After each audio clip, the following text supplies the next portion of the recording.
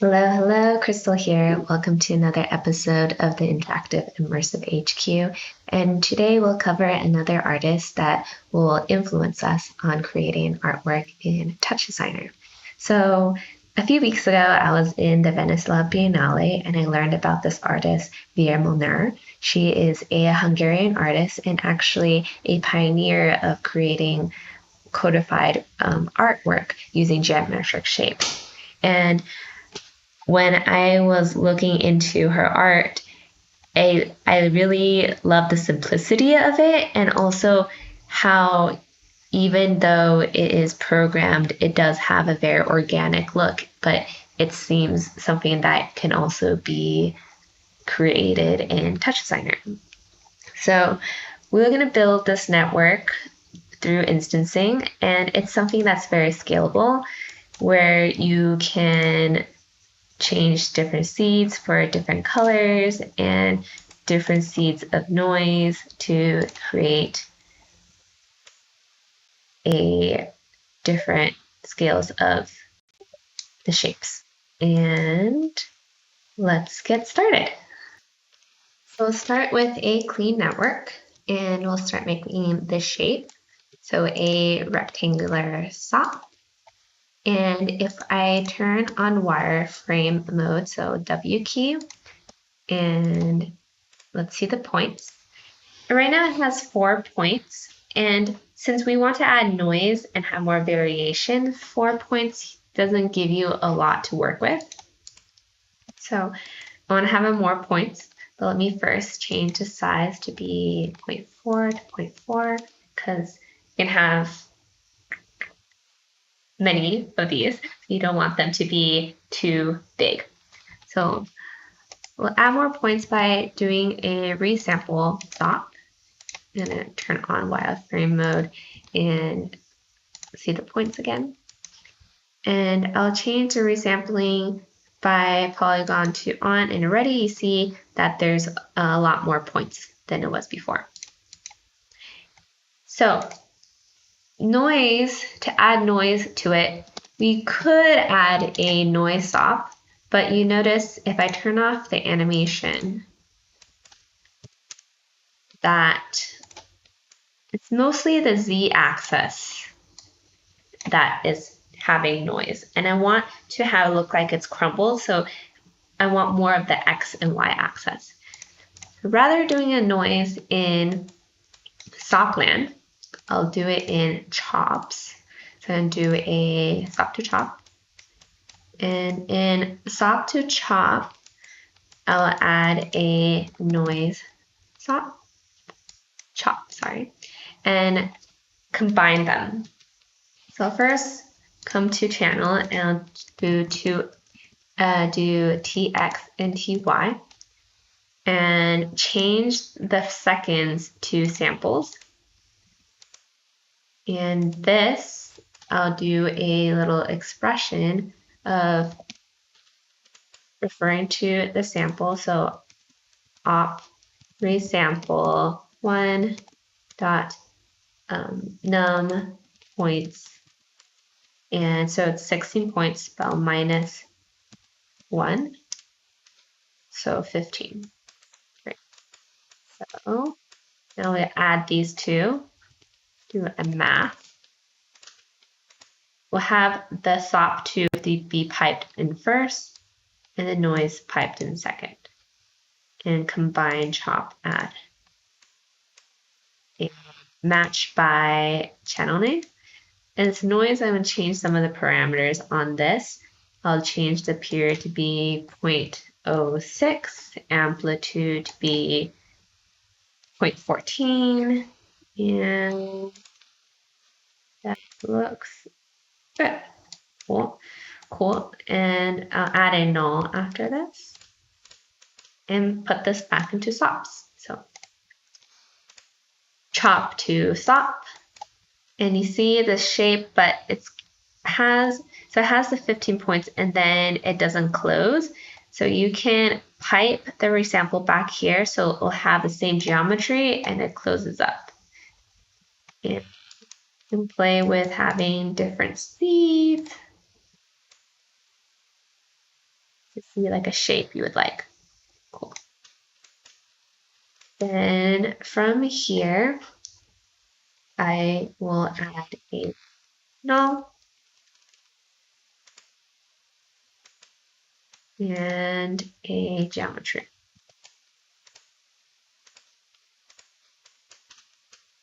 So then we'll go into instancing. So let's start with instancing the position. We'll add a grid top. I'll turn on wireframe mode W. So if this may be a little review, or if it's your first time about instancing, what instancing does is get whatever your geometry is and put it on the points. So right now, there's a lot of points. And we don't want that many points. We'll have 7 by 7. So 7 by 7 is 49. We'll have 49 of this on it. And we'll have it bigger. So we'll change the size to be 3.3 by 3.3. Wonderful. And from here, I will add a copy swap. Because right now, it'll just have this on every point, but I want a few layer of them and then rotate them so to have different variations. So this copy swap, for now, put number of copies to 5, and I'll add a null and call this pause inst. So I know this is for positioning inst. Next, I'll do a rotation. So I'll do a noise for a noise chop.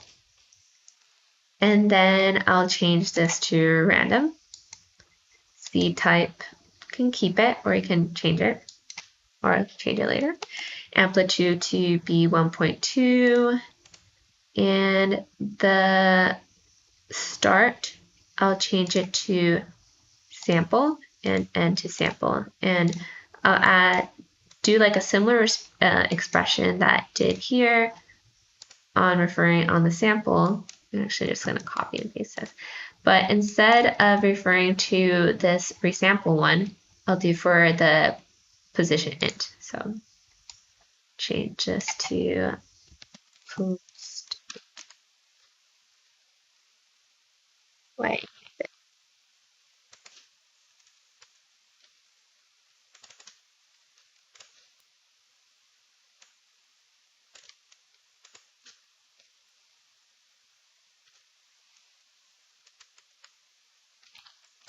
And -1.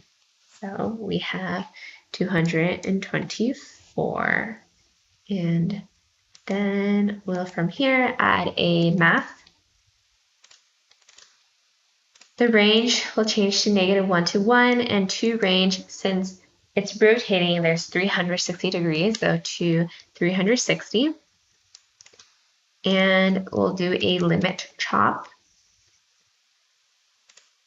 And the limit chop, change some quantize, will change to value to round, and value step to 90, because we want it rotate every 90 degrees.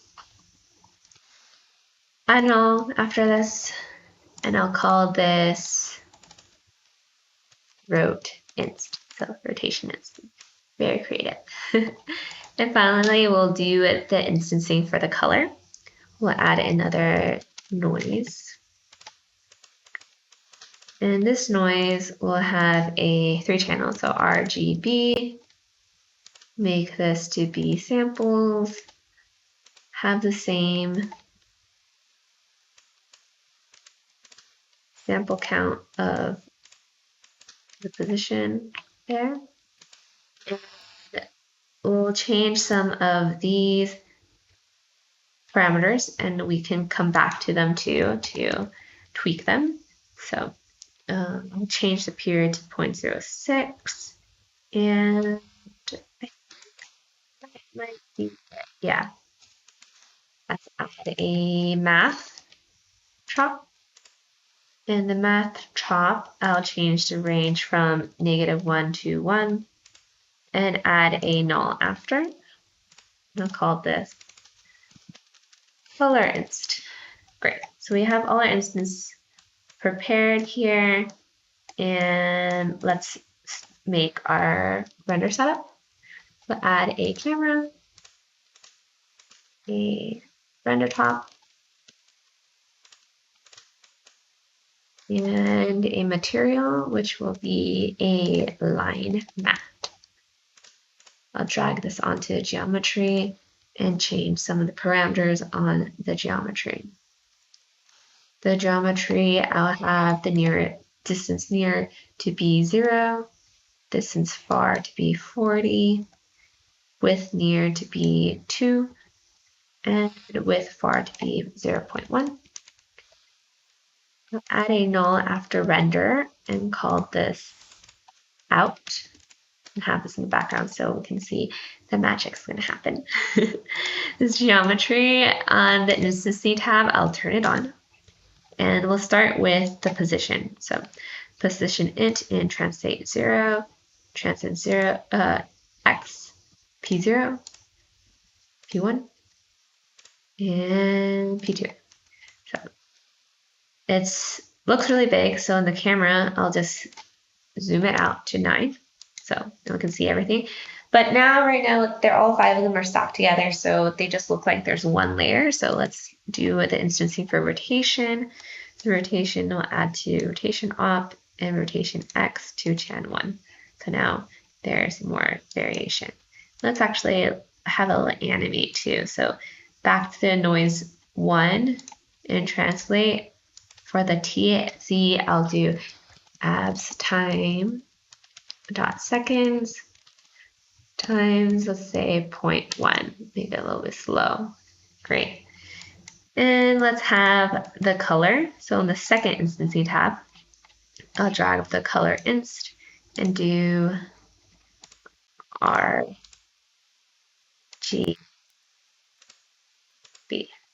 Great. I'll add the background so then we can start tweaking some of the parameters more. Transform top, background color I'll do white, and comp over color, comp over background color on. And I will trim this into a square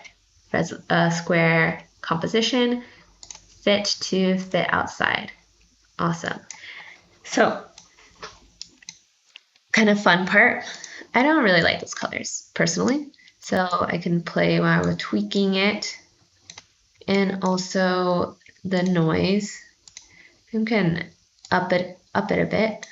Ooh, now it's going crazy. So you can really play with the different variations of this, and this is just like really the starting point of what you can do. And if you don't want to use color instancing, another way you can color it that I think can give you a little bit more control, you can have a ramp, change it to circular, period to, let's say, 1.5, and change it to a color you like. So I'll do like blue to green, or blue to green. Awesome. And blue to green, I'll add a multiply top and layer it over the render. So, and I'll pipe this into the transform, but you'll notice that's kind of dark in color, and that's because it still has this color instancing on it, so it's layering over it. But that kind of gives a cool thing. Play around with the resampling and the number of points. There's a lot of parameters you can play with. And ooh, I kind of like that. And also option, right now we just have one shape where it's stacking 5 on each other and rotating, but to really create more of variation, you can add more shapes than one. So for example, here, After resampling, I had another chop 2 with a different noise. So just copy this and put a different seed. And another geometry comp. So both of them are layered on top of each other. And rather than having 5 copies, I had it in 2. So then there's 2 different shapes rotating and another shape rotating on top of each other. Or you can do 3, which has 6 on top of each other. That's something that you can play around with to create more variations. And that's pretty much it. This is, again, is like a starting point of how you can play around with instancing and creating something that's similar to Vera Molnar. And I would love to see what you create and how you take this further to other projects. So feel free to tag us at tag Interactive Immersive HQ, or even DM us or tag me at my personal Instagram Crystal Jiao Art. And if you have any other artists that you feel inspired about and you want to see the HQ to cover in another episode, please leave a comment below. And till next time, bye. Hey guys, thanks for watching. If you're serious about taking your TouchDesigner and interactive skills to the next level, I highly recommend you check out the Interactive and Immersive HQ Pro. It's the only educational resource and community of its kind for TouchDesigner and interactive professionals. You can learn more by checking out the link in the description. And if you like this video, don't forget to hit that like button. And if you're new here, don't forget to hit subscribe and the little bell icon for more awesome free content.